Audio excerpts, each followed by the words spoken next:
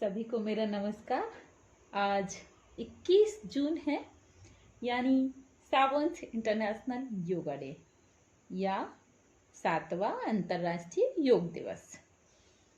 योग दिवस को मनाने की शुरुआत 21 जून 2015 को की गई थी, जब हमारे माननीय प्रधानमंत्री नरेंद्र मोदी जी ने 36,000 लोगों के साथ मिलकर योग किया था।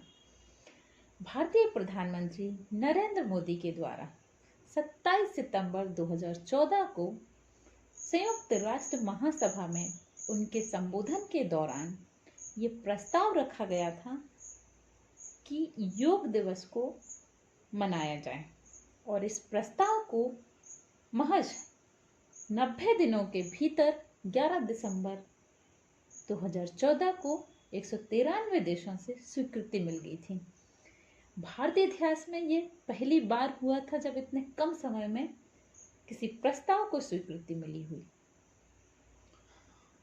योग शब्द की जो उत्पत्ति है वो संस्कृत भाषा की युज से हुई है, और जिसका शाब्दिक अर्थ है जुड़ना, मिलना, शामिल होना या एकजुट होना। ऐसा कहा जाता है कि योग के माध्यम से आत्मा का मिलन परमात्मा से हो जाता है। योग शब्द का जो सर्वप्रथम उल्लेख हमें मिलता है वो ऋग्वेद में मिलता है, और योग का वर्णन महर्षि पतंजलि के योग सूत्र ऑफ पतंजलि में मिलता है, और योग प्रदीपिका नाम की बुक में मिलता है।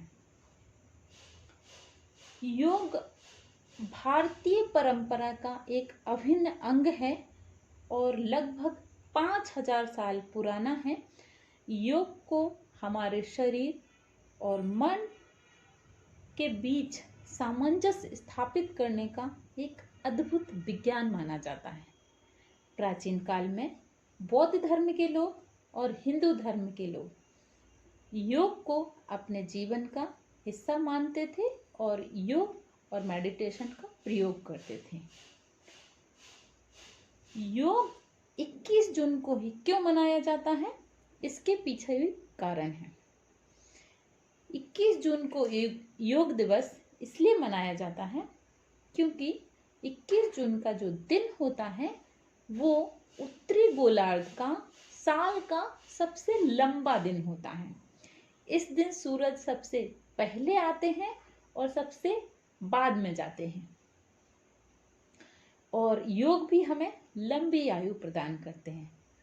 तो इस दिन योग करने का, ध्यान का एक अलग ही महत्व होता है।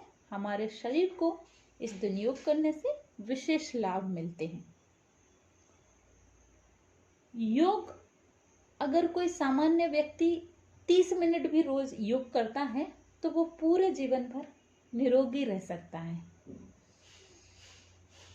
हर साल योग दिवस पर एक थीम रखी जाती है, और इस बार की थीम है, सन 2021 की थीम है, be with yoga, be at home. योग के साथ रहें, घर पर रहें। सन 2021 की थीम थी yoga at home, yoga with family. घर पे योग करें, फैमिली के साथ रहें। क्योंकि कोरोना चल रहा है तो इस तरह की थीम बन रही है। और देखिए, योग हमारे शरीर की रोग प्रतिरोधक क्षमता को बढ़ाता है, हमारे शरीर के कंसंट्रेशन पावर को बढ़ाता है, एकाग्रता को बढ़ाता है। तो ये कोरोना में कितना इफेक्टिव हो सकता है, जो योग के साथ जुड़े हैं वो समझ सकते हैं कि कितना प्रभावशाली है योग। योग के माध्यम से कैसे कोरोना से दूर रहा जा सकता है। योग हमारे जीवन में कितना इम्पोर्टेंट है, ये हमारे शारीरिक, मानसिक और आध्यात्मिक आत्मा के लेवल पे काम करता है। सिर्फ शरीर के लेवल पर ही काम नहीं करता है, हमारे शरीर के सभी लेवल पर ये कार्य करता है। योग की क्रियाएं मनुष्य को आत्मा से, मन से और शरीर से एक योगी बनाती हैं और उसके जीवन में एक अनुशासन लाती हैं। तो अब हम जान गए हैं कि योग के इतने सारे महत्व हैं, तो क्यों ना हम इस अंतर्राष्ट्रीय योग दिवस पर ये संकल्प लें कि हम योग को अपने जीवन में अपनाएंगे और योग के साथ रहेंगे और निरोगी रहेंगे। तो आज हम सभी आइए मिलकर संकल्प लेते हैं कि योग के साथ रहेंगे, निरोगी रहेंगे। इसी कामना के साथ आप सभी योगी रहें, निरोगी रहें और जीवन में स्वस्थ रहें, मस्त रहें, किसी बीमारी से न त्रस्त रहें। Thank you. योगा दिवस की सभी को बहुत बहुत शुभकामनाएं।